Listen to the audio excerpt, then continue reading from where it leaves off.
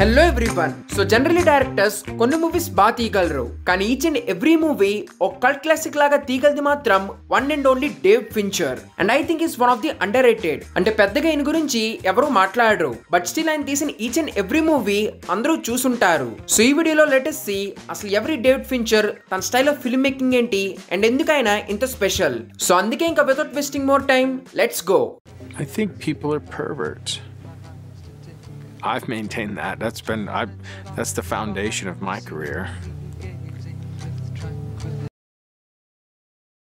First of all Fincher full name వచ్చేసి David Andrew Leo Fincher. And తను August 28, 1962 Denver కొలరాడోలో పుట్టాడు. So వాళ్ళ మదర్ పేరు క్లారా ఫించర్, అండ్ తనేమో ఒక మెంటల్ హెల్త్ నర్స్. అండ్ వాళ్ళ ఫాదర్ పేరు హాబర్ట్ కెన్లీ ఫించర్. సో తనేమో ఒక జర్నలిస్ట్ లాగా వర్క్ చేసేవాడు. లేటర్ తాను ఒక మ్యాగజైన్ చీఫ్ లా వర్క్ చేశాడు, ఆ తర్వాత రైటర్ లా కూడా. సో డేవిడ్ ఫించర్ 2 years ఉన్నప్పుడు వాళ్ళు కొలరాడో నుంచి కాలిఫోర్నియాకి షిఫ్ట్ అయ్యారు. అండ్ వాళ్ళ ఫాదర్ ఒక రిపోర్టర్ కాబట్టి తనకు చిన్నప్పటి నుంచే స్టోరీ టెల్లింగ్, రైటింగ్ వాటన్నిటి గురించి చాలా బాగా తెలుసుకున్నాడు. ఆ తర్వాత తనకి 8 years ఉన్నప్పుడు ఒకరోజు 1969 లో రిలీజ్ అయిన Butch Cassidy and the Sundance Kid movie making documentary చూశాడు. సో ఆ డాక్యుమెంటరీ చూశాక తనకు కూడా ఇలాగే మూవీ తీయాలనిపించింది. ఇంకా దాంతో ఒక 8mm కెమెరా తీసుకుని వాళ్ళ ఫ్రెండ్స్ తో కలిసి షూటింగ్ అది చేసేవాడు. సో ఇక్కడ మీకు ఒక చిన్న క్వశ్చన్, నేను ఆల్రెడీ ఎక్స్ప్లెయిన్ చేసిన డైరెక్టర్స్ లో ఏ డైరెక్టర్ ఇలాగే చిన్నప్పుడు 8mm కెమెరా తీసుకుని షూటింగ్ చేయడం స్టార్ట్ చేశాడో కింద కమెంట్స్ లో చెప్పండి. సో స్కూల్లో కూడా తనకి స్టడీ కంటే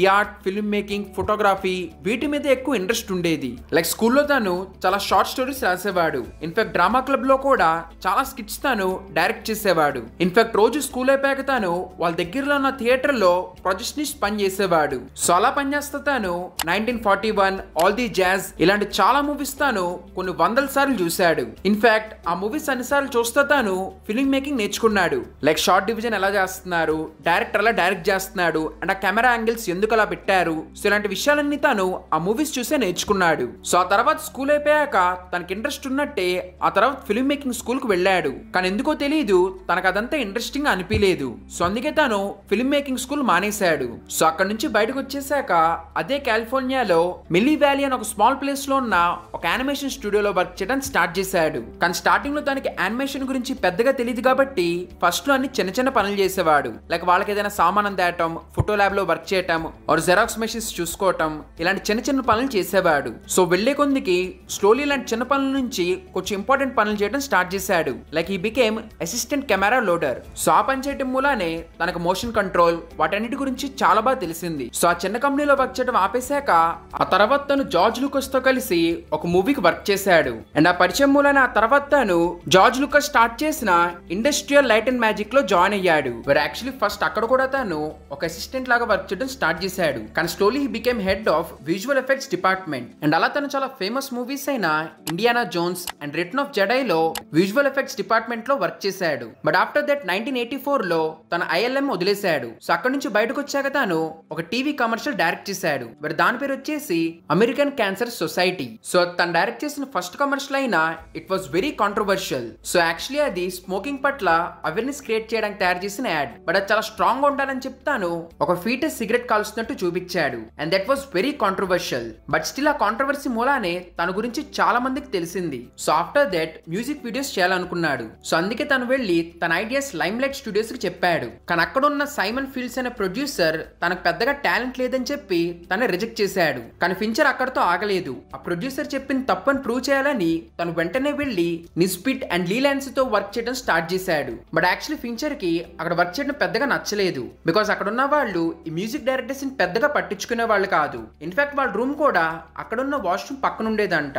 సో దీని మూలానే ఫించర్ అండ్ తనతో పాటు ఒక 3-4 డైరెక్టర్స్ అందరూ బయటకు వచ్చేసారు. సో అక్కడ నుంచి బయటకు వచ్చాక 1986 లో వీళ్ళందరూ కలిసి ప్రొపగాండా ఫిల్మ్స్ అనే ఒక స్టూడియో స్టార్ట్ చేశారు. So actually we can say ఇక్కడ నుంచి ఫించర్ టైం స్టార్ట్ అయిందని. Because first of all Fincher చాలా పెద్ద కంపెనీస్ యాడ్స్ తయారు చేయడం స్టార్ట్ చేశాడు. Like Nike, Pepsi, Sony, Coca Cola ఇలా చాలా పెద్ద పెద్ద కంపెనీస్ కంపెనీస్ తో తాను వర్క్ చేయడం స్టార్ట్ చేశాడు. వీరి యాడ్స్ అన్ని కూడా చాలా ఇంట్రెస్టింగ్ గా ఆడియన్స్ ని అట్రాక్ట్ చేసినాయి. సో ఒకవైపు ఇలా యాడ్స్ తీస్తానే తాను ఇంకోవైపు మ్యూజిక్ వీడియోస్ చేయడం స్టార్ట్ చేశాడు. అండ్ అలా తాను కొంతమంది ఐకానిక్ సింగర్స్ తో వర్క్ చేశాడు. Like Michael Jackson, Madonna, Paula Abdul and ఇంకా చాలా మందితో.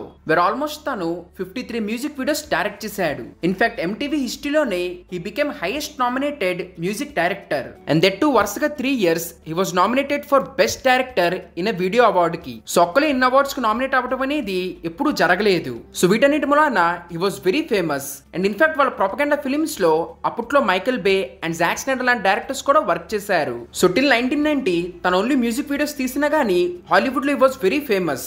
సో ఇంకా అందుకే 20th Century Fox వాళ్ళు తీద్దాం అనుకున్న ఏలియన్ 3 కి డేవిడ్ ఫించర్ ని డైరెక్టర్ లాగా తీసుకున్నారు. సో యాక్చువల్లీ అప్పటికే ఏలియన్ 3 కి సంబంధించి బిహైండ్ ది సీన్స్ చాలా క్రేజీ విషయాలు జరిగినాయి. So first part Ridley Scott direct చేశాడు and it was huge blockbuster. So దానికి సిక్వెల్ లాగా వాళ్ళు ఏలియన్ 2 తయారు చేశారు అండ్ దాన్ని తీసిందేమో James Cameron. And first part లాగానే సెకండ్ పార్ట్ కూడా చాలా పెద్ద హిట్ అయింది. సో అందుకే ఫాక్స్ ఎంత కుదిరితే అంత త్వరగా థర్డ్ పార్ట్ తీయాలనుకున్నారు. సో అందుకే they hired writer William Gibson. So తన కోల్డ్ వార్, బయో వెపన్ ఈ టైప్ లో ఏలియన్ స్క్రిప్ట్ రాశాడు. కానీ అది స్టూడియోకి నచ్చలేదు. సో అందుకే ఆ తర్వాత మళ్ళీ వేరే రైటర్ ని తీసుకుని దాన్ని చేంజ్ చేయించారు. ఇన్ఫాక్ట్ అలాగే ఫస్ట్ లో వేరే డైరెక్టర్ ని అనుకున్నారు. బట్ ఈ చేంజెస్ మూలాన ఆ డైరెక్టర్ వెళ్ళిపోయాడు. లేటర్ మళ్ళీ స్క్రిప్ట్ ని చాలా సార్లు చేంజ్ చేశారు. సో ఒక పాయింట్ ఫాక్స్ కి ఇప్పుడు ఏం చేయాలో అర్థం కాలేదు. సో అందుకే దే థాట్ కొంచెం టెక్నికల్ గా స్ట్రాంగ్ ఉండి పెద్దగా ఎవరికి తెలియని డైరెక్టర్ ని తీసుకోవాలని. సో దట్ తాను వాళ్ళు ఎలా చెప్తారో చేస్తాడని. సో ఆ ఉద్దేశంతోనే వాళ్ళు డేవిడ్ ఫించర్ ని తీసుకున్నారు. So actually David Fincher alien franchise చాలా పెద్ద ఫ్యాన్. సో ఇప్పుడు దాకా ఒక మూవీ కూడా తీయడానికి అలాంటి ఫ్రాంచైజ్ మూవీ సీక్వెల్ తీయడానికి ఛాన్స్ దొరికింది. అది కూడా పెద్ద స్టూడియో, బిగ్ బడ్జెట్ అనగానే ఐడియానే తనకు చాలా ఇంట్రెస్టింగ్ గా అనిపించింది. పైగా తను ఈ మూవీని ఒక డిఫరెంట్ టైప్ లో తీయాలనుకున్నాడు. సో అందుకే తను మూవీ తీయడానికి ఒప్పుకున్నాడు. But really till date David Fincher తను చేసిన పెద్ద తప్పల్లా ఆ మూవీ ఒప్పుకోవటమని చాలా సార్లు చెప్పాడు. లైక్ ఫస్ట్ ఆఫ్ ఆల్ తన ఆ మూవీ ఒప్పుకున్నప్పుడు స్క్రిప్ట్ అసలు ఫైనల్ అవ్వలేదు. తన మూవీ తీసినప్పుడే ప్యారలీ మూవీ స్టోరీ కూడా రాసుకుంటా వెళ్లారు. కానీ still the problem was studio వాళ్ళని అది కూడా సరిగ్గా చేయనివ్వలేదు. కంటిన్యూస్లీ వచ్చి వాళ్ళు ఇంపోర్ట్స్ వాళ్ళు ఏం చేయాలనుకుంటున్నారో పద్దాగా చెప్పేవాళ్ళు. అండ్ వాళ్ళు కంటిన్యూస్లీ డేవిడ్ ఫించర్ కి ఫస్ట్ 2 parts ఎలా అయితే ఉన్నాయో అలాగే ఈ మూవీని కూడా తీయమని చాలా సార్లు చెప్పేవాళ్ళు. సో దాని మూలాన మూవీ షూటింగ్ జరుగుతున్నప్పుడే స్క్రిప్ట్ ని చాలా సార్లు చేంజ్ చేశారు. దాని మూలాన అప్పటికే తయారు చేసిన చాలా సెట్స్ మళ్ళీ మొత్తం పడేయాల్సి వచ్చింది. సో ఇలాంటి రీషూట్స్ అండ్ అలాగే సెట్లు మళ్ళీ తీసేయటం వీటన్నిటి మూలాన బడ్జెట్ ప్రాబ్లం స్టార్ట్ అయింది. అండ్ అది డైరెక్ట్ గా వెళ్ళి విఎఫ్ఎక్స్ డిపార్ట్మెంట్ ఎఫెక్ట్ చేసింది. లైక్ వాళ్ళకి సరైన విఎఫ్ఎక్స్ చేయడానికి కరెక్ట్ అండ్ బడ్జెట్ లేదు. కానీ థ్యాంక్ఫుల్లీ ప్రీవియస్ గా డేవిడ్ ఫించర్ కి యానిమేషన్ విఎఫ్ఎక్స్ గురించి చాలా బాగా తెలుసు. సో అందుకే తను తెలివిగా ప్రాక్టికల్ ఎఫెక్ట్స్, పప్పెట్స్ అండ్ అలాగే మోషన్ కంట్రోల్ ఇలాంటివి యూజ్ చేసి ఆ మూవీ మొత్తాన్ని షూట్ చేశాడు. ఇన్ఫాక్ట్ ఈ సెడ్ మూవీ తీస్తున్నంత సేపు he was hating that movie. In fact అసలు డైరెక్షన్ అవ్వగానే తాను ఆ మూవీ వదిలేసి వెళ్ళిపోయాడు. పోస్ట్ ప్రాసెసింగ్, ఎడిటింగ్ ఇవన్నీ అసలు పట్టించుకోలేదు. And he literally disowned that movie. So ఈ మొత్తం వాళ్ళలో ఫైనలీ 1992లో ఆ మూవీని రిలీజ్ చేశారు. విత్ $50 to $60 million బడ్జెట్ తో ఆ మూవీ రిలీజ్ అయితే ఓవరాల్ వరల్డ్ వైడ్ గా ఆ మూవీ $150 to $160 million కలెక్ట్ చేసింది. దాంతో అది మరీ ఫ్లాప్ అవ్వలేదు కానీ ఆ ఫ్రాంచైజ్ లో ఉన్న ప్రీవియస్ మూవీస్ అంతా అది కలెక్ట్ చేయలేదు. ఇన్ఫాక్ట్ మూవీకి సంబంధించి రివ్యూస్ కూడా చాలా మిక్స్డ్ ఆర్ నెగిటివ్ లాగానే వచ్చినాయి. చాలా మంది ఏలియన్ ఫ్యాన్స్ కి ఈ మూవీ అసలు నచ్చలేదు. కానీ స్టిల్ ఈ మూవీ ఆస్కర్స్ లో బెస్ట్ విజువల్ ఎఫెక్ట్స్ దానికి నామినేట్ అయ్యింది. సో ప్రెసెంట్ డేట్ ఆ మూవీ కూడా స్లోలీ ఏలియన్ ఫ్రాంచైజ్ కాబట్టి ఒక కల్ట్ స్టేటస్ కి వెళ్ళింది. సో ఇది చూసి actually Fox director's cut release చేయాలనుకుంది. కానీ దానికి కూడా డేవిడ్ ఫించర్ రానని చెప్పేశాడు. దాంతో ఫాక్స్ అప్పట్లో డిలీట్ చేసిన ఫుటేజెస్ అవి కలిపి ఆల్మోస్ట్ ఒక 30 minutes యాడ్ చేసి అసెంబ్లీ కట్ అని 2003లో రిలీజ్ చేశారు. బట్ స్టిల్ డేవిడ్ ఫించర్ కి ఆ మూవీ ఎవరైనా నచ్చిందని చెప్తే తను అసలు నమ్మడు. సో యాక్చువల్లీ ఆ మూవీ తీసాక తనకు అనిపించింది మళ్ళీ ఇంకెప్పుడు తనకు మూవీ తీయడానికి దొరకదని. సో అందుకే తను మళ్ళీ మ్యూజిక్ వీడియోస్ అవి తీయడానికి వెళ్ళిపోయాడు. సో అలా వెళ్ళిపోయిన తనకి వాళ్ళ ఏజెంట్ నుంచి ఒక రోజు ఆండ్రూ కెవిన్ రాసిన 7 అనే చాలా ఇంట్రెస్టింగ్ స్క్రిప్ట్ వచ్చింది. ఇన్ విచ్ ఇద్దరు డిటెక్టివ్స్ సడన్ గా వాళ్ళ సిటీలో జరుగుతున్న చాలా దారుణమైన మర్డర్స్ ని ఇన్వెస్టిగేట్ చేస్తారు. సో యాక్చువల్లీ ఆ స్క్రిప్ట్ తన దగ్గర గబాల్ వచ్చిందంట. ఇన్ఫాక్ట్ ఆండ్రూ రాసుకున్న స్క్రిప్ట్ లో that was the least interested version అంట. ఆ మూవీకి చాలా డిఫరెంట్ టైప్ ఆఫ్ ఎండింగ్స్ రాసుకున్నాడు. ఇన్ విచ్ తను ఈ ఎండింగ్ అసలు పట్టించుకోలేదంట.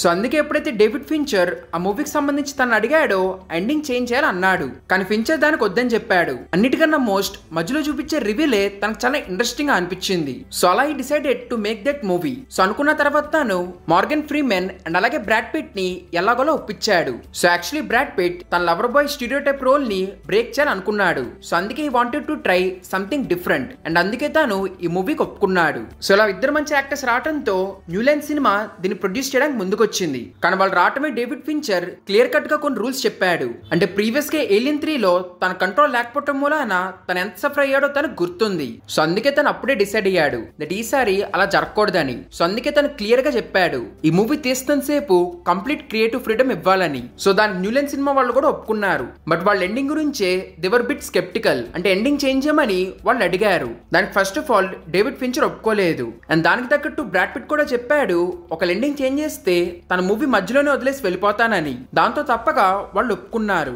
సో ఈ మూవీ థీమ్ కి తగ్గట్టు ఆడియన్స్ కూడా డిస్టర్బింగ్ గా ఫీల్ అవ్వాలని కంటిన్యూస్లీ మూవీలో క్లైమాక్స్ తప్ప ప్రతి చోట రెయిన్ ని పెట్టారు. అండ్ నాట్ ఓన్లీ దట్ అసలు ఈ మూవీ ఏ సిటీలో జరుగుతుందో దాన్ని ఎక్కడ వాళ్ళు చెప్పరు. And the best part was David Fincher ఎప్పుడు కూడా ఆ కిల్లింగ్స్ ఎలా జరిగినాయో చూపిడు. సో దట్ ఆడియన్సే అవి ఎంత దారుణంగా జరుగుంటాయో ఇమాజిన్ చేసుకుంటారని తను అలా వదిలేశాడు. అండ్ తను ఎంత పర్టికులరో తర్వాత మూవీస్ గురించి చెప్తున్నప్పుడు మీకు అర్థమయ్యింది. బట్ చిన్న హింట్ ఇవ్వాలంటే ఈ మూవీలో చూపించిన జోడో బుక్స్ అన్ని కూడా రియల్ గానే రాపిచ్చాడు. వీరు లిటిల్ ఒక 2 months పాటు ఆ బుక్స్ అన్ని కలిపి రాశారంట. సో ఇలా డేవిడ్ ఫించర్ తన సెకండ్ ఫిల్మ్ నుంచే he was very particular. And ఇంకోటి యాక్చువల్లీ మూవీలో బ్రాడ్ పిట్ చే ఇరిగినట్టు వాళ్ళు చూపేయాలనుకోలేదు. బట్ యాక్షన్ సీన్ చేస్తున్నప్పుడు బ్రాడ్ పిట్ చే ఇరిగిపోయింది. సో అందుకే ఆ తర్వాత స్క్రీన్ ప్లే లో ఆ ఇరిగిపోయించేందుకు తగ్గట్టే చేంజెస్ అనేవి చేశారు. And then coming to iconic climax. ఎప్పుడైతే ఈ మూవీ టెస్ట్ ఆడియన్స్ కి చూపించారో వాళ్ళు ఈ మూవీ రిజెక్ట్ చేశారు. మెయిన్లీ ఎండింగ్ అనేది టెస్ట్ ఆడియన్స్ కి నచ్చలేదు. వాళ్ళ ఎండింగ్ ని హ్యాపీ ఎండింగ్ లాగా మార్చమని స్టూడియోకి చెప్పారు. దాంతో స్టూడియో ఆ మొత్తాన్ని మారుద్దామని డేవిడ్ ఫించర్ ని అడిగారు. కానీ డేవిడ్ ఫించర్ ఫస్ట్ నుంచి వద్దన్నట్టే అప్పుడు కూడా ఒప్పుకోలేదు. సో స్టూడియో ఈ మూవీ ఆడిద్దా ఆడదా అనే కన్ఫ్యూజన్ లోనే డేవిడ్ ఫించర్ ఫైనల్ కట్ అనేది థియేటర్స్ లో రిలీజ్ చేశారు. And surprisingly it was a blockbuster hit. Because till then audience ఎప్పుడు అలాంటి క్రైమ్ మూవీ చూడలేదు. సో ఆ స్టైల్ గానీ ఆ టేకింగ్ గానీ ఆడియన్స్ కి చాలా బాగా నచ్చింది. అన్నిటికన్నా main ending was the real highlight. So వీటన్నిటి వలన ఆడియన్స్ కి ఈ మూవీ విపరీతంగా నచ్చింది. ఎంతంటే ఆ జానర్ లో it became the mile stone. So ఈ మూవీని $33 million బడ్జెట్ తో తీస్తే వరల్డ్ వైడ్ గా ఈ మూవీ $328 million కలెక్ట్ చేసింది. అండ్ అలా 1995 లో it became one of the highest grossing movie. ఇంకా ఈ మూవీతో అందరికీ అసలు డేవిడ్ ఫించర్ ఎవరో తెలిసింది. సో ఆ తర్వాత he made a movie called the game. So this is one of the under rated gem. Because ఈ మూవీ ప్లాట్ ఈ మూవీ టైటిల్ తగ్గట్టే చాలా ఇంట్రెస్టింగ్ గా ఉంటది. వేర్ మనం నికోలస్ వాన్ అనే ఒక ఇన్వెస్టర్ బ్యాంకర్ ను చూస్తాము. వేర్ తన 40th బర్త్డే కి వాళ్ళ బ్రదర్ వచ్చి సిఆర్ఎస్ అనే ఒక గేమ్ గురించి చెప్తాడు. సో సిఆర్ఎస్ అనే కంపెనీ ఎవరైతే గేమ్ ఆడాలనుకుంటున్నారో వాళ్ళకి సంబంధించి ఒక చాలా ఇంట్రెస్టింగ్ అయిన గేమ్ తయారు చేస్తారు. అండ్ వాళ్ళకి తెలియకుండా ఆ గేమ్ లో వాళ్ళని ఇన్వాల్వ్ చేస్తారు. సో దానికి వాళ్ళ బ్రదర్ చెప్పడంతో తన గేమ్ ఆడదాం అనుకుంటాడు. వేరే అక్కడ నుంచి మూవీలో చాలా ఇంట్రెస్టింగ్ విషయాలు జరుగుతాయి. లైక్ 1 by 1 ట్విస్టుల మీద ట్విస్టులు వస్తానే ఉంటాయి. అంటే ఒక పాయింట్ లో ఏది నిజంగా జరుగుతుంది ఏది అబద్ధమో మూవీలో నికోలస్ తో పాటు చూసే ఆడియన్స్ కూడా అస్సలు అర్థం కాదు. వేరే కంటిన్యూస్లీ మూవీ చాలా థ్రిల్లింగ్ గాను ఎంగేజింగ్ గా వెళ్తది. So actually movie original script John and Michael ఇద్దరు కలిసి రాశారు. వేరే ఆ తర్వాత వాళ్ళు ఈ స్క్రిప్ట్ ని MGM కి అమ్మేశారు. అండ్ ఆ తర్వాత మూవీని చాలా మంది తెద్దాం అనుకున్నారు కానీ ఆగిపోయారు. సో అలా ఫైనల్లీ అది డేవిడ్ ఫించర్ దగ్గరికి వచ్చింది. సో యాక్చువల్లీ డేవిడ్ ఫించర్ ఈ మూవీని 7 కంటే ముందు తెద్దాం అనుకున్నాడు. కానీ తను అలా ఫిక్స్ అవుదాం అనుకున్న ముందే బ్రాడ్ పిట్ అవైలబుల్ అయ్యాడు. సో అందుకే తను ఫస్ట్ 7 మూవీ తీశాడు. అండ్ ఇన్ఫాక్ట్ అలా చేయటమే చాలా మంచిదైంది. బికాస్ ఆ మూవీ పెద్ద బ్లాక్ బస్టర్ అవడం వలన ఈ మూవీ తీయడానికి కరెక్ట్ అండ్ బడ్జెట్ దొరికింది. సో యాక్చువల్లీ స్క్రిప్ట్ తన దగ్గరకు వచ్చాక డేవిడ్ ఫించర్ ప్రీవియస్ గా తన 7 మూవీ రాసిన ఆండ్రూతో కలిసి ఈ స్క్రిప్ట్ ని మళ్ళీ వర్క్ చేశాడు. ఎండింగ్ అండ్ అలాగే కొన్ని సీన్స్ అవన్నీ మార్చాడు. సో దట్ మూవీ ఇంట్రెస్టింగ్ గా ఉండాలని. సో అలా 1996 లో ఈ మూవీ షూటింగ్ స్టార్ట్ చేశాడు. సో యాక్చువల్లీ స్టూడియో ఈ మూవీని లాస్ ఏంజల్స్ లో తీద్దామని చెప్పారు. సో దట్ బడ్జెట్ తగ్గిద్దని. కానీ స్టిల్ డేవిడ్ ఫించర్ తను ఫస్ట్ నుంచి అనుకున్నట్టే కాలిఫోర్నియాలో ఈ మూవీని తీశాడు. సో అలా ఆల్మోస్ట్ 100 days ఈ మూవీ షూటింగ్ అనేది చేశాడు. సో అలా ఫైనలీ సెప్టెంబర్ 12, 1997 లో ఈ మూవీని రిలీజ్ చేశారు. వేరే $70 million బడ్జెట్ తో ఈ మూవీని తీస్తే $109 million ఈ మూవీ కలెక్ట్ చేసింది. సో తన ప్రీవియస్ మూవీ అంత బ్లాక్ బస్టర్ రిజల్ట్ అయితే ఈ మూవీకి రాలేదు. ఆడియన్స్ కూడా ఈ మూవీ బాగానే ఇంట్రెస్టింగ్ అనిపించింది కానీ మరీ ఎక్సలెంట్ గా అనిపించలేదు. చాలా వరకు మిక్స్డ్ రివ్యూస్ వచ్చినాయి. సో ది గేమ్ తర్వాత తన కెరీర్ లోనే ది బెస్ట్ మూవీ డైరెక్ట్ చేశాడు. ఆ మూవీ ఎంత గోటెడ్ అంటే top 10 cult classic movie list తీస్తే డెఫినెట్లీ ఆ మూవీ ఉండిద్ది. సో మూవీ ప్లాట్ అంతా నేరేటర్ చుట్టూ తిరుగుతుంది. నేరేటర్ ఒక బోరింగ్ లైఫ్ లీడ్ చేస్తూ ఉంటాడు. అండ్ అలాగే suffers from insomnia. So overall తను చాలా boring life. But it all changes ఎప్పుడైతే ఒక రోజు తను టేలర్ డట్టన్ అనే ఒక సోప్ సేల్స్ మెన్ ని కలుస్తాడు. అంటే లిటరలీ తన కలిసిన దగ్గర నుంచి మూవీ గోస్ క్రేజీ. అంటే ఆ తర్వాత నుంచి ఈచ్ అండ్ ఎవ్రీ సెకండ్ చాలా ఇంట్రెస్టింగ్ గా ఉండిద్ది, ఎస్పెషలీ క్లైమాక్స్ లో. సో నేను స్పాయిల్ చేయాలనుకోవట్లేదు. ఎవరన్నా చూడకపోయి ఉంటే ఖచ్చితంగా మస్ట్ వాచ్ మూవీ ఇది. బికాస్ ఈ మూవీ ఓన్లీ స్టోరీ పరంగానే కాదు ఫిలాసఫికల్ లెవెల్లో కూడా చాలా ఇంట్రెస్టింగ్ ఇంట్రెస్టింగ్ థీమ్స్ ని ఎక్స్ప్లోర్ చేస్తుంది. మాస్కులానిటీ, కన్స్యూమరిజం, క్యాపిటలిజం, డిప్రెషన్ ఇలాంటి చాలా ఇంట్రెస్టింగ్ థీమ్స్ ని ఎక్సలెంట్ గా చూపించింది. ఇన్ఫాక్ట్ అసలు ఓవరాల్ ఈ మూవీ ఎలా 21st సెంచరీలో అందరూ క్యాపిటలిజం చుట్టూ తిరుగుతా ఒక సాటిస్ఫాక్టరీ లైఫ్ బతకటం మర్చిపోయారనేది ఎక్సలెంట్ గా చూపించింది. సో ఈ మూవీ ఏదైతే చూపించిద్దో అది టిల్ డేట్ కూడా it's very relevant and that is the main reason ఈ మూవీకి అందరూ అంత కనెక్ట్ అవ్వడానికి. కానీ ఇంట్రెస్టింగ్ విషయం ఏంటంటే అసలు ఈ మూవీ రిలీజ్ అయినప్పుడు it was a huge flop. So actual 1996 లో ఇదే పేరుతో రిలీజ్ అయిన ఒక బుక్ ని వీళ్ళు తీసుకుని అడాప్ట్ చేశారు. సో రైటర్ దగ్గర నుంచి రైట్స్ ఫాక్స్ కొనుక్కుంది. సో ఇక్కడ మీకు గుర్తుంటే ఫించర్స్ ఫస్ట్ మూవీ అయిన ఏలియన్ 3 ఫాక్స్ ప్రొడ్యూస్ చేసింది. సో అందుకే జనరలీ ఫించర్ అసలు ఒప్పుకోడు. బట్ స్టిల్ ఫించర్ నొప్పియాలని ఫించర్ ఏది అడిగితే దానికంతా ఓకే అని చెప్పారు. అంటే ప్రీవియస్ మూవీకి మెల్లే కాకుండా ఈసారి తనకు కంప్లీట్ క్రియేటివ్ ఫ్రీడమ్ ఇస్తానని క్లియర్ గా ఫస్టే చెప్పేశారు. సో అది నచ్చే ఇంకా ఫించర్ ఈ మూవీ చేయడానికి ఒప్పుకున్నాడు.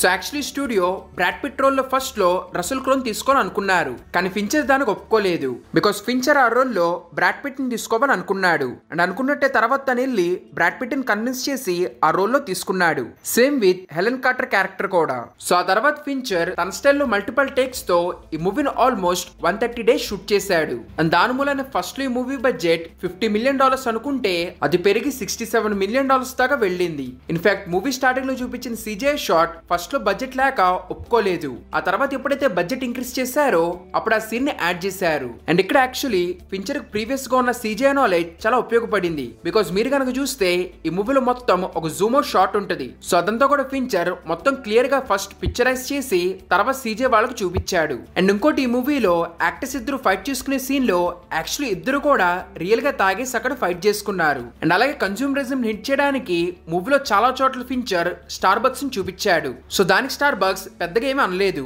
కానీ యాక్చువల్లీ మూవీలో ఒక చోట ఒక కాఫీ షాప్ ని డిస్ట్రాయ్ చేస్తారు. సో అక్కడ ఫించర్ ఫస్ట్ లో స్టార్ బక్స్ ని పెడదాం అనుకున్నాడు. కానీ మిగతా సీన్ ఒప్పుకున్న స్టార్ బక్స్ డిస్ట్రాయ్ చేసే సీన్ లో మాత్రం ఒప్పుకోలేదు. వాళ్ళ బ్రాండ్ చెడిపోద్దని దాన్ని డిస్ట్రాయ్ చేయనివ్వలేదు. సో అందుకే ఒక ర్యాండమ్ షాప్ ని వాళ్ళు డిస్ట్రాయ్ చేసినట్టు చూపించారు. ఇన్ఫాక్ట్ ఓన్లీ స్టార్ బక్స్ కప్తోనే కాదు, literally movie cinematography and colour grading తో కూడా కన్స్యూమరిజం, క్యాపిటలిజం వీటిని సింబలైజ్ చేశాడు. లైక్ మీరు కనుక అబ్జర్వ్ చేస్తే మూవీ మొత్తానికి ఒక గ్రీన్ టిల్ట్ ఉండిద్ది. అండ్ ఇంకా ఇంట్రెస్టింగ్ విషయం ఏంటంటే డేవిడ్ ఫించర్ ఒక ఇంటర్వ్యూలో చెప్పాడు తనకి పింక్ ఆర్ మెజెంటా కలర్స్ అసలు నచ్చవంట.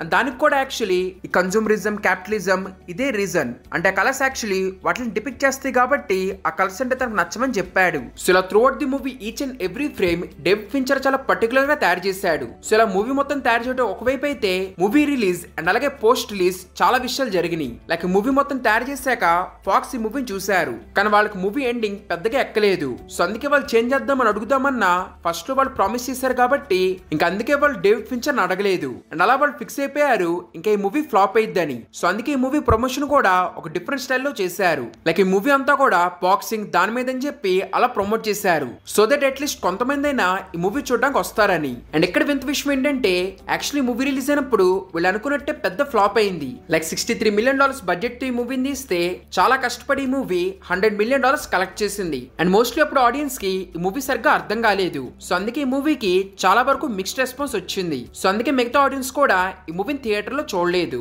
సో అందుకే ఇంకా ఓవరాల్ ఈ మూవీ పోయింది అనుకున్నారు. But it all changed DVD release తో. అంటే ఎప్పుడైతే ఈ మూవీని DVD లో రిలీజ్ చేశారో it was a huge blockbuster. అంటే ఓవరాల్ 10 years లో ఈ మూవీ ఆల్మోస్ట్ 6 million కాపీస్ అమ్మింది. అండ్ లిటరలీ వాటితోనే ఆల్మోస్ట్ $53 million కలెక్ట్ చేసింది. సో అలా DVD రిలీజ్ తర్వాత ఈ మూవీ చాలా పెద్ద హిట్ అయింది. అప్పుడు ఆడియన్స్ లిటరలీ ఈ మూవీ పిచ్చి పిచ్చిగా నచ్చేసింది. చాలా మంది ఆడియన్స్ ఈ మూవీలో చూపించిన వాటికి బాగా రిలేట్ అయ్యారు. అండ్ అలా ఈ మూవీ స్లోలీ ఒక కల్ట్ మూవీ కింద మారింది. అండ్ ఇంకా ఇంట్రెస్టింగ్ విషయం ఏంటంటే ఈ మూవీ DVD రిలీజ్ తర్వాత చాలా మంది ఈ మూవీ క్లైమాక్స్ ని రీక్రియేట్ చేద్దామని ట్రై చేశారు. అంటే పోలీస్ స్టేషన్ వాటికి ఫోన్ చేసి ఇలా మేము కూడా బాంబు పెడుతున్నామని చాలా ప్రాంక్ కాల్స్ ఇవి చేశారు. సో ఓవరాల్ వీటన్నిటి మూలాన అప్పట్లో ఈ మూవీ చాలా హడాబడి చేసింది. సో ఈ మూవీ తర్వాత డేవిడ్ ఫించర్ కి one of the iconic movie అయిన Catch Me If You Can direct చేయడానికి ఛాన్స్ దొరికింది. కానీ తన ఆ మూవీ డైరెక్ట్ చేయడానికి ఒప్పుకోలేదు. ఇన్ఫాక్ట్ ఈ తర్వాత కూడా ఇలాగే చాలా పాపులర్ మూవీస్ తను డైరెక్ట్ చేయమని చాలా సార్లు అడిగారు. Like Tobey Maguire Spider Man, Christopher Nolan direct చేసిన బ్యాట్ మ్యాన్ అండ్ ఇన్ఫాక్ట్ అలాగే అమేజింగ్ స్పైడర్ మ్యాన్ కూడా. కానీ David Fincher is very selective. So అందుకే తను ఆ మూవీస్ తీయలేదు. సో అలా అప్పుడు Catch Me If You Can వదిలేసి తను పానిక్ రూమ్ డైరెక్ట్ చేయాలనుకున్నాడు. వేరే మూవీలో ఒక మదర్ అండ్ డాటర్ కొత్త ఇంటికి వెళ్తారు. అండ్ ఆ ఇంట్లో ఏదైనా డేంజర్ జరిగినప్పుడు తాక్కోవడానికి ఒక పానిక్ రూమ్ ఉంటది. సో వాళ్ళు అక్కడికి వెళ్ళాక ఒక రోజు రాత్రి అక్కడ కొంతమంది దొంగలు దొంగతనం చేయడానికి వస్తారు. అండ్ అప్పుడు ఆ మదర్ అండ్ డాటర్ ఇద్దరు తప్పించుకుని పానిక్ రూమ్ లో దాక్కుంటారు. సో అలా దాక్కున్న వాళ్ళిద్దరు ఏం చేస్తారనేది ఈ మూవీ మెయిన్ యూఎస్పీ. సో ఈ మూవీలో డేవిడ్ ఫించర్ చాలా డిఫరెంట్ కెమెరా స్టైల్ యూస్ చేశాడు. వీరు ప్రాక్టికల్ ను CGI రెండు కలిపి ఒక fluid type of camera movements అవి క్రియేట్ చేశాడు. కాస్టింగ్ కూడా యాక్చువల్లీ ఫస్ట్ లో నికోల్ కిడ్మెన్ ని ఆ రోల్ లో తీసుకుందాం అనుకున్నారు. బట్ తనకు కుదరకపోవడంతో ఆ తర్వాత జేడీ ఫాస్టర్ ని తీసుకున్నారు. బట్ అప్పటికే మూవీ సెట్ ఆర్ ప్రాప్స్ అన్ని కూడా నికోల్ కిడ్మెన్ కి తగ్గట్టు వాళ్ళు తయారు చేశారంట.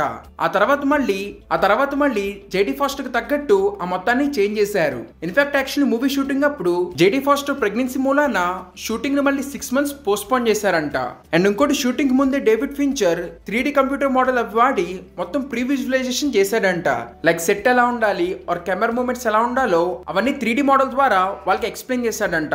సో యాక్చువల్లీ మూవీలో ఆ CGI వాటి మూలానే బడ్జెట్ కొంచెం పెరిగింది. వీరు టోటల్ మూవీ $48 million పెట్టి తయారు చేశారు. అండ్ అలా ఈ మూవీని 2002 లో రిలీజ్ చేశారు. వీరి మూవీ బాక్స్ ఆఫీస్ దగ్గర $197 million కలెక్ట్ చేసింది. అండ్ అలా మూవీ బాక్స్ ఆఫీస్ దగ్గర హిట్ అయింది. మెయిన్లీ ఆడియన్స్ మూవీలో ఆ టెన్షన్ అండ్ డైరెక్షన్ తో పాటు యాక్టింగ్ చాలా బాగా నచ్చింది. సో ఈ మూవీ తర్వాత ఫించర్ యాక్చువల్లీ వేరే ఒక మూవీ డైరెక్ట్ చేయాల్సింది. కానీ ఆ మూవీ ఆగిపోవడంతో అప్పుడు తను ఈ ఐకానిక్ మూవీ తీయాలనుకున్నాడు, విచ్ ఇస్ జోడియాక్. వీరు ఆ మూవీ వచ్చేసి 1960s ఆర్ 1970 లో శాన్ ఫ్రాన్సిస్కో బే ఏరియాలో జరిగిన మర్డర్స్ మీద తీశారు. వీరు సడన్ గా సీరియల్ కిల్లర్ అక్కడ ఉన్న కొంతమందిని చంపడం స్టార్ట్ చేస్తాడు. అండ్ తను చంపంగానే ఆ మర్డర్ కి సంబంధించి క్రిప్టిక్ లాంగ్వేజ్ లో కొన్ని కోడ్స్ అని వదిలేసి వెళ్తాడు. సో దాన్ని సాల్వ్ చేయడానికి కార్టూనిస్ట్ అండ్ రాబర్ట్, రిపోర్టర్ అయిన పాల్ అండ్ అలాగే ఇన్స్పెక్టర్ అండ్ డేవిడ్ వీళ్ళు ముగ్గురు కలిసి ఆ కేసు సాల్వ్ చేయడానికి ట్రై చేస్తారు. సో యాక్చువల్లీ మూవీలో చూపించిన స్టోరీ అదంతా నిజంగానే జరిగింది. ఇన్ఫాక్ట్ ఎప్పుడైతే డేవిడ్ ఫించర్ ఈ మూవీని తీయాలనుకున్నాడో తను ఆల్మోస్ట్ ఒక 18 months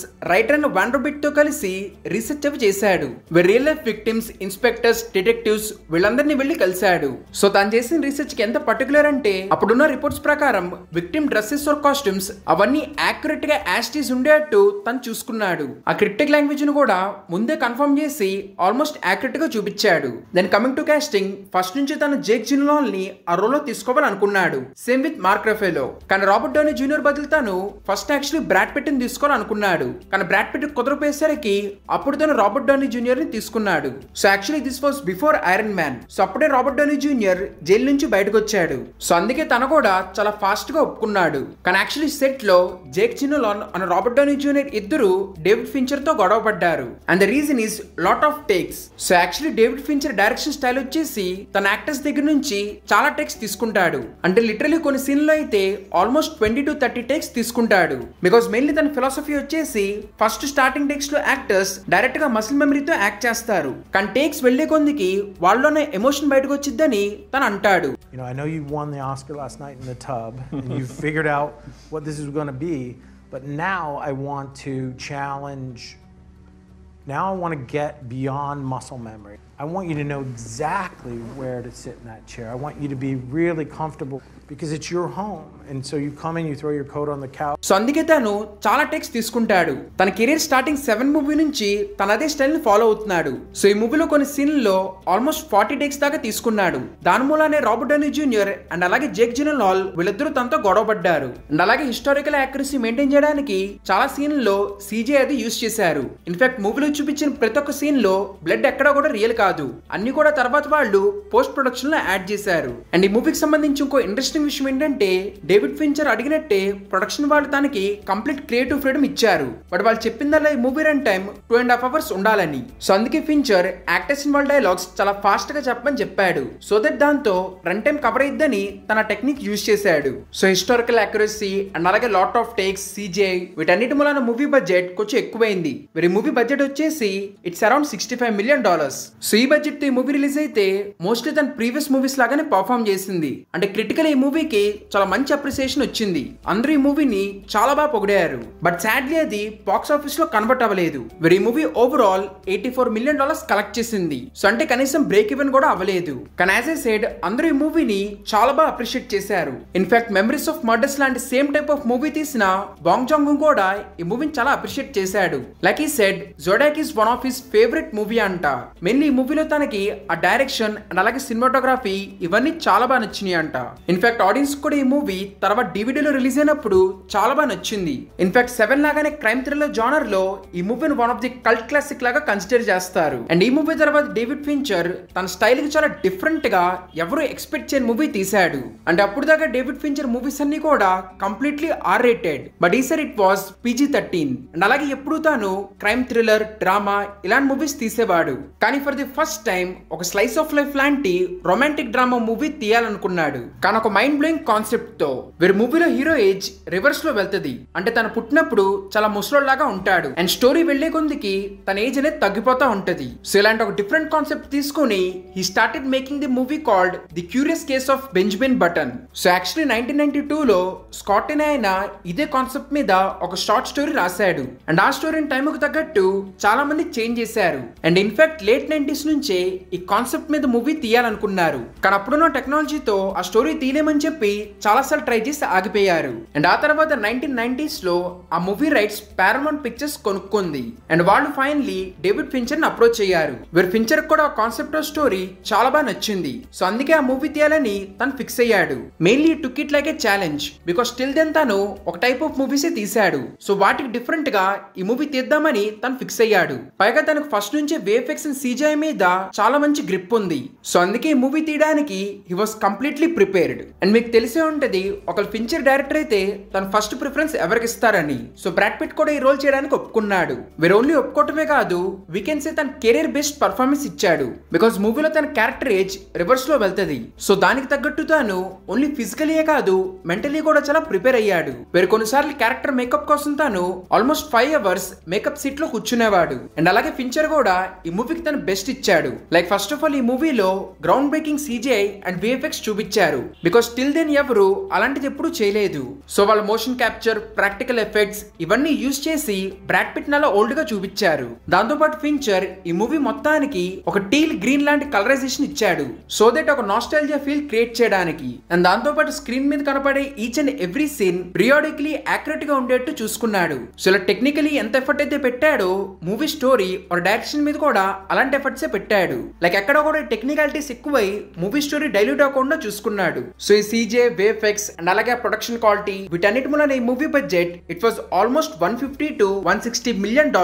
సో అప్పట్లో ఈ బడ్జెట్ అంటే చాలా ఎక్కువ. But still production studios David Fincher మీద నమ్మకంతో ఈ మూవీని తీశారు. And thankfully it paid off because still then Fincher movies అన్నిటికీ రేటింగ్స్ ఆర్ రివ్యూస్ బాగా వచ్చినా కలెక్షన్ సరిగ్గా రాలేదు. బట్ ఈ మూవీకి అలా కాకుండా కలెక్షన్ అయితే చాలా బాగా వచ్చింది. ఈ మూవీ వరల్డ్ వైడ్ గా $335 million కలెక్ట్ చేసింది. సో ఇలా బాక్స్ ఆఫీస్ పరంగా ఈ మూవీ చాలా పెద్ద హిట్ అయింది. కానీ ఆడియన్స్ కి ఈ మూవీ ఫించర్ ప్రీవియస్ మూవీస్ అంతా అంత గొప్పగా అనిపించలేదు. అంటే మెయిన్లీ వాళ్ళకి ఈ మూవీ కొంచెం డిఫరెంట్ గా అను స్లోగా అనిపించింది. ఇన్ఫాక్ట్ కొంతమంది అయితే ఈ మూవీ ఫారెస్ట్ గంప్ మూవీకి చాలా సిమిలర్ గా ఉందని చెప్పారు. సో ఇలా ఆడియన్స్ మధ్యలో ఈ మూవీకి మరీ అంత కల్ట్ ఫాలోయింగ్ లేదు. కానీ still the surprising part was ఈ మూవీకి ఆస్కార్స్ లో 13 నామినేషన్స్ వచ్చినాయి. In which for the first time David Fincher was nominated for the best director award. దాంతో పాటు అలాగే బ్రాడ్ పిట్ కూడా బెస్ట్ యాక్టర్ రోల్ కి he was nominated. So overall 13 nominations లో ఈ మూవీ 3 ఆస్కార్ అవార్డ్స్ గెలిచింది. Which are best art direction, best makeup and అలాగే best visual effects. So ఈ మూవీకి సంబంధించి ఆడియన్స్ మైండ్ లో మిక్స్డ్ రియాక్షన్ ఉన్నా గానీ ఈ movie definitely David Fincher's one of the benchmark movie. Like first of all Oscar nominations and అలాగే ఈ prove that only crime thrillers or drama లాంటి మూవీసే కాదు, ఇలాంటి రొమాంటిక్ ఆర్ విజువల్ ఎఫెక్ట్స్ ఎక్కువ ఉన్న మూవీస్ కూడా తను చాలా బాగా తీయగలడని. సో ఈ మూవీ ఒక రకమైన బెంచ్ మార్క్ అయితే దీని తర్వాత మూవీ అంతకు మించింది. And that is social network. This is one of my favourite movie. Mainly ఈ మూవీ స్క్రీన్ ప్లే మూలాన నాకు ఈ మూవీ చాలా ఇష్టం. సో ఈ మూవీలో మనకి ఫేస్బుక్ ఇన్వెంటర్ అయిన మార్క్ జుకర్బర్గ్ బయోపిక్ చూపిస్తారు. అంటే మరీ యాస్టీస్ కాదు కానీ కొన్ని చేంజెస్ చేసి ఎక్సలెంట్ గా తీశారు. సో యాక్చువల్లీ మూవీ స్టోరీని బెన్ మెజరిచ్ రాసిన ది యాక్సిడెంటల్ బిలియనర్ బుక్ నుంచి ఇన్స్పైర్ అయి రాశారు. సో ఆ బుక్ లో రాసింది రైటర్ అయిన ఆరన్ సార్కిన్ కి చాలా బాగా నచ్చింది. సో అందుకే తాను ఆ బుక్ ని తీసుకుని దాని స్క్రీన్ ప్లే లాగా కన్వర్ట్ చేశాడు. ఇన్ఫాక్ట్ తన స్క్రిప్ట్ రైటర్ మూలానే డేవిడ్ ఫించర్ ఈ మూవీ తీయడానికి ఒప్పుకున్నాడు. సో తను ఫస్ట్ లో రాసినప్పుడు టోటల్ 178 పేజెస్ రాశాడు. బట్ స్టూడియో దాంట్లో 30 పేజెస్ తీసేయమని చెప్పారు. సో దట్ రన్ టైం అది కరెక్ట్ గా ఉండిద్దని. కానీ డేవిడ్ ఫించర్ అలా చేయలేదు. కంప్లీట్ స్క్రిప్ట్ తో మూవీని తీశాడు. సో యాక్చువల్లీ ఫస్ట్ లో జుకర్బర్గ్ రోల్ కి డేవిడ్ ఫించర్ ఆండ్రూ గార్ఫీల్డ్ ని తీసుకున్నాడు. కానీ ఎప్పుడైతే తాను జెసీ ఐసెన్బర్గ్ యాక్టింగ్ చూశాడో he felt that Zuckerberg role జెసియా కరెక్ట్ గా చేయగలడని. సో అందుకే ఆ రోల్ తనకి ఇచ్చాడు. బట్ అలానే ఆండ్రూ గార్ఫీల్డ్ కూడా వదిలేలేదు. జుకర్బర్గ్ ఫ్రెండ్ అయిన సావరాన్ రోల్ తను ఆండ్రూ గార్ఫీల్డ్ కి ఇచ్చాడు. మీరు ఫస్ట్ అసలు ఈ రోల్ ఇవ్వడానికి ముందు జస్ట్ ఆండ్రూని వచ్చి స్క్రిప్ట్ చదువుకోమన్నాడు. ఒకవేళ తనకు ఆ రోల్ నచ్చితే అప్పుడే చేయమన్నాడు. కానీ ఏ మాట కామాట Andrew Garfield gave his best performance. In fact ఆ రోల్ చేయడం కూడా అంత ఈజీ కాదు. బికాజ్ అక్కడ ఉన్నది డేవిడ్ ఫించర్. లైక్ ఆండ్రూ వెళ్ళి జుకర్బర్గ్ ని కన్ఫ్రంట్ చేసే సీన్ ని ఫించర్ ఆల్మోస్ట్ 40 టేక్స్ తీసుకున్నాడు. ఇంకా క్రేజీ సీన్ వచ్చేసి బ్రేకప్ సీన్. వేరే మూవీ స్టార్టింగ్ లో జుకర్బర్గ్ ను ఎరేకాక్ మధ్యలో జరిగే బ్రేకప్ సీన్ ని డేవిడ్ ఫించర్ ఆల్మోస్ట్ 99 టేక్స్ తీసుకున్నాడు. సో యాక్చువల్లీ ఆ సీన్ గురించి ఇంకో ట్రివియా ఏంటంటే ఆ తర్వాత జుకర్బర్గ్ యాక్చువల్లీ చెప్పాడు ఇలాంటి చాలా విషయాలు తన లైఫ్ లో జరగలేదని. లైక్ మూవీలో మనకి ఆ బ్రేకప్ సీన్ మూలానే తను ఆ ఫేస్బుక్ కనిపెట్టినట్టు చూపిస్తారు. కానీ అదంతా కంప్లీట్లీ ఫ్రిక్షనల్ అని తర్వాత జుకర్బర్గ్ చెప్పాడు. సో ఈ మూవీ కోసమే వాళ్ళు ఎరికా క్యారెక్టర్ ని క్రియేట్ చేశారు. Because till then real life లో జుకర్బర్గ్ ప్రెసెంట్ వైఫ్ అయిన ప్రిస్లియాని హీ వాస్ డేటింగ్. సో ఈ మూవీ స్టార్టింగ్ పోర్షన్ మొత్తం హార్వర్డ్ యూనివర్సిటీలో జరుగుతుంది. బట్ స్టిల్ హార్వర్డ్ వాళ్ళు అక్కడ షూటింగ్ చేయడానికి పర్మిషన్ ఇవ్వలేదు. బట్ స్టిల్ అక్కడ ఉన్న డేవిడ్ ఫించర్ కాబట్టి తను చాలా తెలివిగా ఎక్స్టీరియర్ పార్ట్ మొత్తాన్ని మల్టిపుల్ కెమెరాస్ తో షూట్ చేశాడు. అండ్ ఆ ఫుటేజ్ ని వాళ్ళు మూవీలో యూజ్ చేశారు. And this was the first movie where ఈ వెంట్ కంప్లీట్లీ డిజిటల్. అంటే కంప్లీట్ డిజిటల్ కెమెరాతోనే ఈ మూవీని షూట్ చేశాడు. And because of all that ఈ మూవీలో ఆల్మోస్ట్ 1000 విఎఫ్ఎక్స్ షాట్స్ ఉన్నాయంట. అంటే మూవీలో చూపించే బోర్డ్ సీన్ అదంతా కూడా రియల్ లైఫ్ అను ప్రాక్టికల్ ఇవన్నీ మిక్స్ చేసి దాని అలా షూట్ చేశారు. అండ్ ఇన్ఫాక్ట్ ఆ సీన్ లో చూపించే ట్విన్స్ ఇద్దరు నిజమైన ట్విన్స్ కాదు. సేమ్ ఫిజిక్ ఉండే ఇద్దరు డిఫరెంట్ యాక్టర్స్ ని తీసుకున్నాడు. లేటర్ మూవీలో విఎఫ్ఎక్స్ యూజ్ చేసి ఫేస్ రిప్లేస్మెంట్ చేశాడు. కానీ స్టిల్ వాళ్ళిద్దరు మూమెంట్ సేమ్ గా ఉండాలని చెప్పి వాళ్ళిద్దరిని ట్విన్ బూట్ క్యాంప్స్ కి ఎన్నో మంత్స్ పంపించాడు. సో అలా ఓవరాల్ ఈ మూవీని 2010 లో రిలీజ్ చేశారు. Where it was the biggest hit. అంటే జస్ట్ $40 మిలియన్ బడ్జెట్ తో ఈ మూవీని తీస్తే బాక్స్ ఆఫీస్ దగ్గర $224 మిలియన్ కలెక్ట్ చేసింది. సో అలా first of all box office పరంగా చాలా పెద్ద హిట్ అయింది. అండ్ సెకండ్లీ క్రిటికలీ కూడా ఆడియన్స్ కి చాలా బాగా నచ్చింది. In fact Quentin Tarantino 2010's best movie ఇదని చెప్పాడు. And not only that Oscars లో కూడా ఈ మూవీ 8 కేటగిరీస్ లో నామినేట్ అయ్యింది. Like best picture, best actor, best director. So David Fincher ది ఇదే సెకండ్ నామినేషన్. సో ఓవరాల్ ఈ మూవీ 8 కేటగిరీస్ లో నామినేట్ అయ్యింది. ఇన్ విచ్ ఈ మూవీ 3 కేటగిరీస్ లో గెలిచింది. Which are best adapted screenplay, best film editing and అలాగే best original score. And నిజంగా ఆ మూడిట్లో ఈ మూవీ గెలవటంలో అసలు తప్పే లేదు. ఇన్ఫాక్ట్ టిల్ డేట్ ఈ మూవీ స్క్రీన్ ప్లే ని చాలా మంది స్టడీ చేస్తారు. సో ఓవరాల్ డేవిడ్ ఫించర్ వరుసగా ఇంకో చాలా పెద్ద హిట్ ఇచ్చాడు. సో అలా డిఫరెంట్ జానర్స్ ని ఎక్స్ప్లోర్ చేశాక Fincher went back to his crime drama style with the movie the girl with the dragon tattoo. In which కొన్ని పరిస్థితుల మూలాన మైకిల్ అనే జర్నలిస్ట్ 40 years బ్యాక్ కనపడుకోకుండా పోయిన అమ్మాయి కేస్ టేకప్ చేయాల్సి వస్తుంది. సో యాక్చువల్లీ ఈ మూవీ కూడా ఒక అడాప్టేషనే. వేర్ 2005 లో స్టేగ్ లార్సన్ రాసిన నావెల్ ని అడాప్ట్ చేసుకుని ఈ మూవీని తీశారు. సో ఈ మూవీలో రిపోర్టర్ రోల్ కి ఫించర్ డానియల్ క్రాగ్ ని తీసుకున్నాడు. ఇన్ఫాక్ట్ ఆల్రెడీ ఎప్పుడో 7 లోనే inspector role which is played by Mark Ruffalo లో ఆ క్యారెక్టర్ కి యాక్చువల్లీ డానియల్ క్రాగ్ ని తీసుకుందాం అనుకున్నాడు. బట్ అప్పుడు అది కుదరలేదు. ఇన్ఫాక్ట్ ఇప్పుడు కూడా యాక్చువల్లీ డానియల్ క్రాగ్ ఫస్ట్ లో ఒప్పుకోలేదు. బికాస్ తను తీసిన జేమ్స్ బాండ్ మూవీతో ఈ మూవీ షూటింగ్ క్లాష్ అవుతుంది కాబట్టి. కానీ ఆ తర్వాత ఆ మూవీ షూటింగ్ పోస్ట్పోన్ అవడంతో తన రోల్ చేయడానికి ఒప్పుకున్నాడు. సో ఈ మూవీలో డానియల్ క్రాగ్ తో పాటు ఇంకో మోస్ట్ ఇంపార్టెంట్ క్యారెక్టర్ వచ్చేసి లెస్బెత్ శాండ్లర్. సో ఆ రోల్ కి ఫించర్ రూనీ మారాని తీసుకున్నాడు. కానీ తను తీసుకోవడానికి ముందు యాక్చువల్లీ ఫించర్ ఈ రోల్ కి వేరే యాక్టర్స్ ని తీసుకుందాం అనుకున్నాడు. Like Scarlett Johansson, Natalie Portman and అలాగే జెనిఫర్ లారెన్స్. కానీ డిఫరెంట్ రీజన్స్ మూలాన వీళ్ళని తీసుకోలేదు. అండ్ యాక్చువల్లీ మరే కూడా ప్రీవియస్లీ సోషల్ నెట్వర్క్ మూవీలో డేవిడ్ ఫించర్ తో కలిసి వర్క్ చేసింది. మరి తన యాక్టింగ్ ఫించర్ కి నచ్చింది. సో అందుకే ఆ రోల్ కి తను తీసుకున్నాడు. ఇన్ఫాక్ట్ ఆ రోల్ కోసం తాను చాలా విషయాలు చేసింది. లైక్ ఆ క్యారెక్టర్ తగ్గట్టు పీర్సింగ్ అండ్ టాటూస్ చేయించుకుంది. అండ్ అలాగే చాలా వెయిట్ లాస్ తో పాటు హెయిర్ స్టైల్ అండ్ అలాగే హెయిర్ కలర్ ఇవి రెండు చేంజ్ చేయించుకుంది. అండ్ అలాగే మూవీలో తన క్యారెక్టర్ చాలా సోబర్ గా ఎప్పుడో ఒక మత్తులో ఉన్నట్టు ఉంటది. సో అది కరెక్ట్ గా పోర్ట్రే చేయాలని దానికోసం యాక్ట్రెస్ ఫస్ట్ నుంచి అలా రెడీ అయి సోబర్ గా వచ్చేదంట. సో ఈ మూవీని స్వీడన్ లో చాలా కోల్డ్ కండిషన్స్ లో షూట్ చేశారు. ఇన్ఫాక్ట్ అందుకే ఈ మూవీలో సినిమాటోగ్రఫీ చూడడానికి చాలా బాగుంటది. అండ్ అలాగే ఈ మూవీలో CG అండ్ VFX చాలా ఎక్కువ యూజ్ చేశారు. సో ఈ మూవీని ఆల్మోస్ట్ 160 days షూట్ చేశారంట. సో అంత లాంగ్ షూటింగ్ అండ్ అలాగే CGI వర్క్స్ వీటన్నిటి మూలనే ఈ మూవీ బడ్జెట్ $90 million. సో అంత బడ్జెట్ తో ఈ మూవీని తీసి 2011 లో రిలీజ్ చేశారు. వెరీ మూవీ బాక్స్ ఆఫీస్ దగ్గర $236 million కలెక్ట్ చేసింది. సో మరి బ్లాక్ బస్టర్ కాదు కానీ it was a good hit. And అలాగే ఈ మూవీ ఆస్కర్స్ లో కూడా 5 కేటగిరీస్ లో నామినేట్ అయ్యింది. Like best actress, film editing, cinematography, sound editing and అలాగే సౌండ్ మిక్సింగ్. వీటిలో ఈ movie best film editing award గెలిచింది. But still overall Fincher fans ఈ మూవీ గురించి అంతగా మాట్లాడుకోరు. ఇంకా then comes Fincher's highest grossing movie Gone Girl. But actually ఈ మూవీ కంటే ముందు 20,000 లీగ్ అండర్ ది సీ అనే నావెల్ ని మూవీ లాగా తీద్దాం అనుకున్నాడు. కానీ అది కొన్ని రీజన్స్ మూలన కుదరలేదు. అండ్ అదే పాయింట్ లో తాను ఫ్లిన్ రాసిన ఫస్ట్ డ్రాఫ్ట్ చదివాడు. వేరే ఫ్లిన్ ఇదే పేరుతో రిలీజ్ అయిన 500 పేజెస్ నావెల్ ని ఒక మూవీ డ్రాఫ్ట్ లాగా రాసింది. సో తను రాసిన ఫస్ట్ డ్రాఫ్ట్ నచ్చి డేవిడ్ ఫించర్ ఈ మూవీ తీయాలని అనుకున్నాడు. వేరే తర్వాత తన కూడా ఫ్లిన్ తో పాటు కూర్చుని ఈ మూవీ స్క్రిప్ట్ రాశాడు. సో ఈ మూవీ గురించి ఫించర్ అంటాడు, జనరల్లీ మనుషులు వాళ్ళలో ఉన్న బెస్ట్ ట్రైట్స్ వేరే వాళ్ళకు చూపిస్తారు. ఇన్ఫాక్ట్ వేరే వాళ్ళు కూడా అదే చేస్తారు.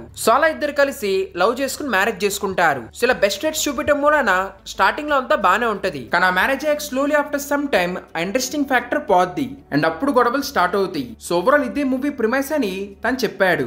ఇన్ఫాక్ట్ ఈ మూవీ ప్లాట్ కూడా 5th యానివర్సరీ అప్పుడు నిక్ తెలుస్తుంది దట్ తన వైఫ్ అనే ఆమె మిస్సింగ్ అని. కానీ ఆ తర్వాత ఇన్వెస్టిగేషన్ లో Nick becomes the prime suspect. So అలా మూవీ చాలా ఇంట్రెస్టింగ్ గా వెళ్తది. సో నిక్ క్యారెక్టర్ కి first of all David Fincher as always Brad Pitt ని అనుకున్నాడు. కానీ అది కుదరకపోయేసరికి he was thinking about Ryan Reynolds. But ఎప్పుడైతే తను బెన్ అఫ్లెక్ గూగుల్ ఇమేజెస్ చూశాడో దాంట్లో తన స్మైల్ చాలా బాగా నచ్చింది. అంటే యాక్చువల్లీ మూవీ ప్లాట్ కి తగ్గట్టు మీడియా ముందు అలాంటి స్మైలే కావాలి. సో అలా తను బెన్ అఫ్లెక్ ని తీసుకోవాలనుకున్నాడు. Then coming to Amy character, actually first of all Reese Witherspoon ఈ నావెల్ మూవీ రైట్స్ తను కొనుక్కుంది.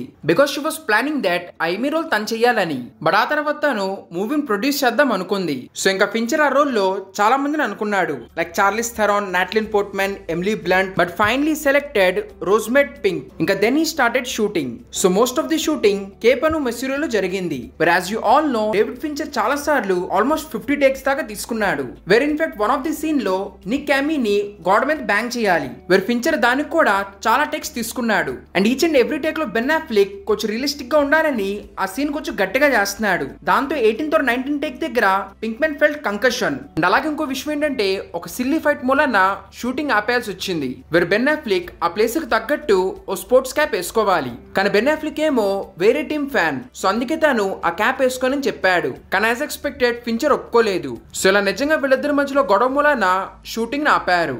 So overall Fincher almost 500 hours of footage shoot చేశాడంట. అంటే literally it was 100 shots per day. So అలా Fincher 177 pages draft ని మొత్తానికి 149 minutes కి cut చేశాడు. In fact promotions అప్పుడు కూడా Fincher it was very particular. Like తను చాలా క్లియర్ గా చెప్పాడు, trailer or any promotional material కి ఓన్లీ స్టార్టింగ్ 40 to 50 minutes వాడుకోమని. బికాస్ ఆ తర్వాత ఉన్న ట్విస్ట్ ఆడియన్స్ కి తెలియకుండా ఉండాలని తను అలా చెప్పాడు. ఇన్ఫాక్ట్ బుక్ చదివిన వాళ్ళను కూడా తను చాలా కన్ఫ్యూజ్ చేశాడు. లైక్ ప్రమోషన్ అప్పుడు అంతా కూడా బుక్ ఎండింగ్ ని మార్చామని వాళ్ళు చెప్పారు. కానీ తీరా మూవీలో చూస్తే ఎటువంటి చేంజెస్ లేకుండా బుక్ చాలా ఫేత్ఫుల్ గా చాలా బాగా అడాప్ట్ చేశారు. And that is one of the main reason audience కి ఈ మూవీ చాలా బాగా నచ్చింది. సో అందుకే $61 million తో ఈ మూవీని తీస్తే ఈ మూవీ బాక్స్ ఆఫీస్ దగ్గర $369 million కలెక్ట్ చేసింది. అలా ఫించర్ కెరీర్ లోనే it became highest grossing movie. Actually gone girl కంటే ముందు ఫించర్ హౌస్ ఆఫ్ కార్డ్స్ అనే ఒక వెబ్ సిరీస్ డైరెక్ట్ చేశాడు. అంటే ఫించర్ ఈ వెబ్ సిరీస్ ఎప్పటి నుంచో తెద్దాం అనుకున్నాడు. Because mainly Fincher thinks that మూవీలో క్యారెక్టర్ డెవలప్ చేయడానికి పెద్దగా టైం ఉండదు. కానీ అదే సిరీస్ లో కొంచెం టైం తీసుకుని మంచిగా ఒక ప్రాపర్ ఆర్క్ తయారు చేయొచ్చు. సో అందుకే తను ఎప్పటి నుంచో ఒక సిరీస్ తయారు చేయాలని అనుకున్నాడు. సో ఈ హౌస్ ఆఫ్ కార్డ్స్ సిరీస్ ఏదైతే ఉందో దీన్ని 2000s లో బీబీసీ వాళ్ళు కొనుక్కున్నారు. అండ్ వాళ్ళు దీన్ని ఒక సిరీస్ లాగా తీయాలనుకున్నారు. అండ్ దానికోసం అప్పుడే ఫించర్ ఈ హౌస్ ఆఫ్ కార్డ్స్ కోసం వర్క్ చేశాడు. అండ్ ఆ తర్వాత బీబీసీ వాళ్ళ దగ్గర నుంచి ఎంఆర్సీ వాళ్ళు ఈ సిరీస్ రైట్స్ కొనుక్కున్నారు. అండ్ వాళ్ళు కొనుక్కున్నాక వాళ్ళు వేరే వాళ్ళకి అమ్మడానికి ట్రై చేశారు, లైక్ MGM, HBO, Amazon వీళ్ళందరికీ.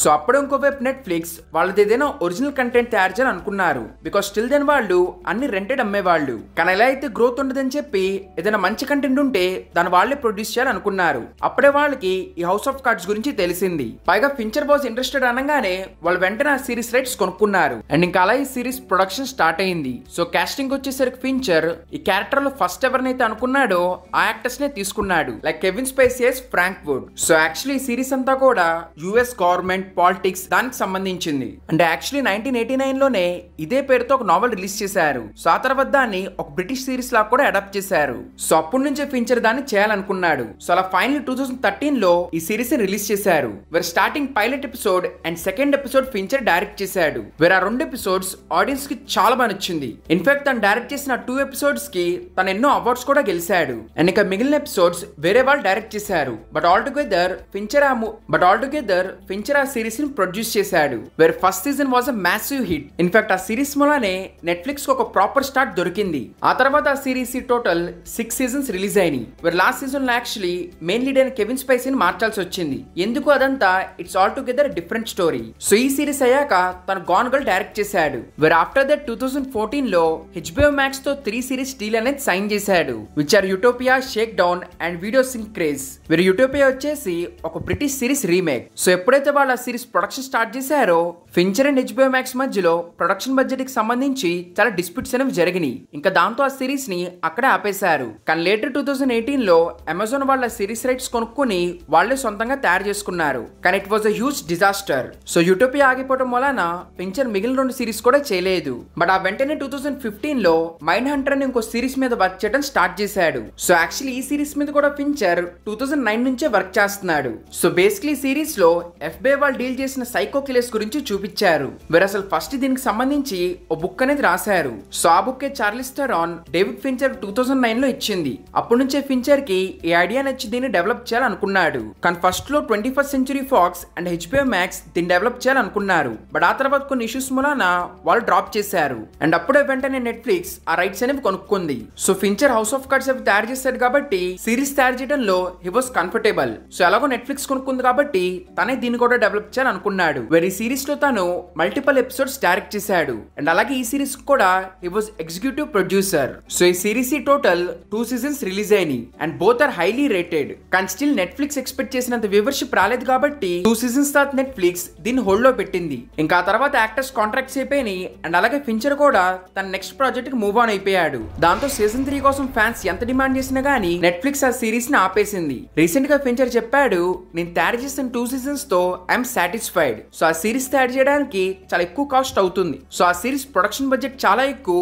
అండ్ వాళ్ళు ఎక్స్పెక్ట్ చేసినంత వ్యూవర్షిప్ రాలేదు. సో అందుకే నెట్ఫ్లిక్స్ 3rd సీజన్ తయారు చేయలేదని చెప్పాడు. సో యాక్చువల్లీ వైల్డ్ హంటర్ తర్వాత పారమౌంట్ పిక్చర్స్ ఫించర్ ను బ్రాడ్ పిట్ తో కలిసి వరల్డ్ వార్ Z సీక్వెల్ తయారు చేయాలనుకున్నారు. కానీ స్టిల్ కొన్ని డెవలప్మెంట్ ఇష్యూస్ మూలాన ఆ మూవీని అక్కడే ఆపేశారు. సో ఆ తర్వాత 2019 లో మళ్ళీ ఇంకో సిరీస్ ని డైరెక్టర్ ను ప్రొడ్యూస్ చేశాడు. యాక్చువల్లీ ఈ సిరీస్ సంబంధించి కూడా ఫించర్ ఎప్పటి నుంచో వర్క్ చేస్తున్నాడు. సో 2000s లో ఫించర్ ను మిల్లర్ కలిసి 1981 లో రిలీజ్ అయిన హెవీ మెటల్ మూవీని రీమేక్ చేయాలనుకున్నారు. కానీ వాళ్ళు దానికి సంబంధించి చాలా సార్లు ట్రై చేశారు. బట్ ఎన్నిసార్లు అనుకున్నా గానీ ఓవరాల్ కుదరలేదు. సో ఇంకా దాంతో ఇద్దరు సిమిలర్ కాన్సెప్ట్ మీద ఇంకో డెవలప్ చేయడం స్టార్ట్ చేశారు. అండ్ అది నెట్ఫ్లిక్స్ కి చెప్తే కంప్లీట్ క్రియేటివ్ ఫ్రీడమ్ ఇస్తానని చెప్పి గ్రీన్ లైట్ ఇచ్చారు. సో అలా మిల్లర్ అను ఫించర్ ఇద్దరు కలిసి love, death and robots animation series start చేశారు. వెరీ డిఫరెంట్ క్రేజీ కథల్ని యానిమేషన్ స్టైల్లో ఎపిసోడ్స్ లాగా తయారు చేశారు.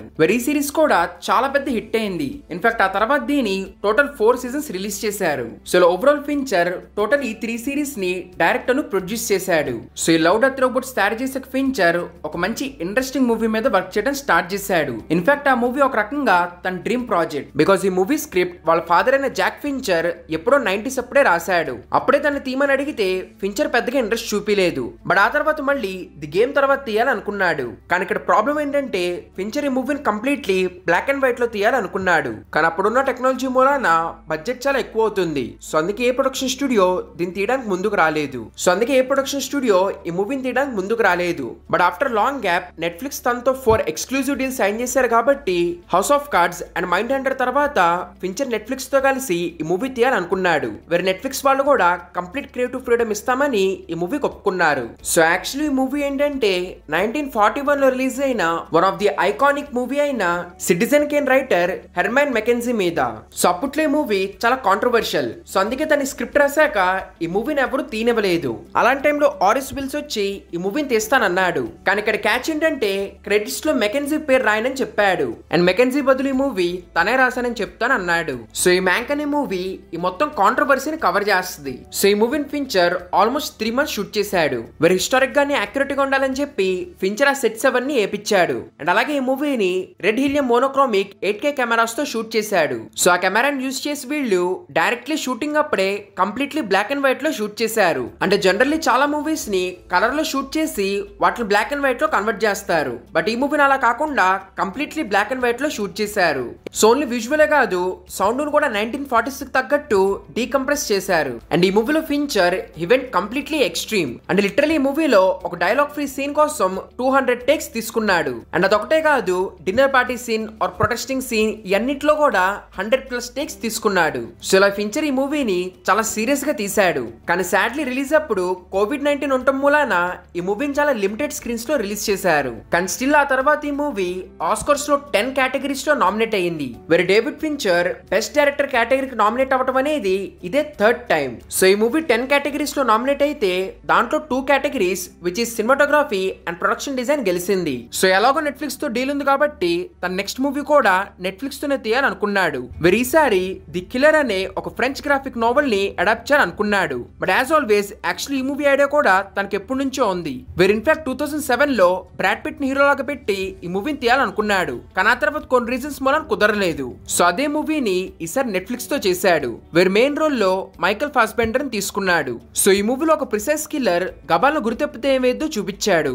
సో ఈ మూవీ కాన్సెప్ట్ బాగున్నా చాలా మంది ఆడియన్స్ ఇన్ఫాక్ట్ నాకు కూడా ఒక డేవిడ్ ఫించర్ మూవీ వెళ్ళే అనిపించలేదు. అంటే లైక్ తన స్టైల్ ఆఫ్ మేకింగ్ ఈ మూవీలో పెద్దగా కనపడలేదు. ఒక జనరల్ అసాసిన్ మూవీ లాగానే అనిపించింది. అండ్ ఇంకా ఈ మూవీకి సంబంధించిన ఇంట్రెస్టింగ్ విషయాలు ఏంటంటే ఈ మూవీలో చూపించిన స్టార్టింగ్ సీక్వెన్స్ మొత్తం కూడా కంప్లీట్లీ CGI తో తయారు చేశారు. అంటే మీరు చూసిన మైకల్ ఫాస్బెండర్ బిల్డింగ్స్ కార్స్ ప్రతి ఒక్కటి CGI లోనే తయారు చేశారు. సో ఈ మూవీ నెట్ఫ్లిక్స్ తీసింది కాబట్టి పెద్దగా థియేటర్స్ లో రిలీజ్ చేయలేదు. చాలా లిమిటెడ్ గా రిలీజ్ చేసి ఆ తర్వాత వెంటనే OTT లో రిలీజ్ చేశారు. But as a said overall ఈ మూవీకి రెస్పాన్స్ యావరేజ్ గానే వచ్చింది. ఇన్ఫాక్ట్ ఆస్కర్స్ ఆర్ మిగతా అవార్డ్స్ లో కూడా ఈ మూవీకి పెద్దగా నామినేషన్స్ లేవు. సో రీసెంట్ గా ఫించర్ నుంచి ఏదైనా కంటెంట్ వచ్చిందా అంటే అది కిల్లర్ మూవీయే. ఈ తర్వాత తాను ఇంకా ఏ మూవీ ఆర్ సిరీస్ తయారు చేయలేదు. కానీ అకార్డింగ్ టు రిపోర్ట్స్ ప్రస్తుతానికి Fincher squid game USA version తయారు చేస్తున్నాడు. And I'm definitely very excited because Fincher ఇలాంటి క్రైమ్ డ్రామా చాలా బాగా హ్యాండిల్ చేస్తాడు. సో అలాంటి డైరెక్టర్ స్క్విడ్ గేమ్ లాంటి టాపిక్ తెస్తున్నాడంటే డెఫినెట్లీ బాగుంటుందని నాకైతే అనిపిస్తుంది. మరి చూడాలి ఏం చేస్తాడని. సో దీంతో పాటు 90s లో రిలీజ్ అయిన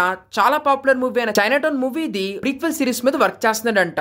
కానీ స్టిల్ దీనికి సంబంధించి పెద్దగా ఎక్కడ అఫీషియల్ గా రిలీజ్ చేయలేదు. So if you're still watching మీకు డేవిడ్ ఫించర్ ఎలాంటి డైరెక్టర్ డెఫినెట్లీ అర్థమై ఉండిద్ది. సో అందుకే స్టార్టింగ్ లో అన్నాను is one of the most underrated director అని. సో ఇదంతా విన్నాక మీరు కూడా అదే నమ్ముతున్నారా లేదా కింద కమెంట్స్ లో చెప్పండి. అండ్ అలాగే డెఫినెట్లీ వీడియో లైక్ చేసి ఇలాంటి మోర్ ఇంట్రెస్టింగ్ వీడియోస్ కోసం ప్లీజ్ ఈ ఛానల్ సబ్స్క్రైబ్ చేసుకోండి. So thank you everyone. Next వీడియోలో కలుద్దాం.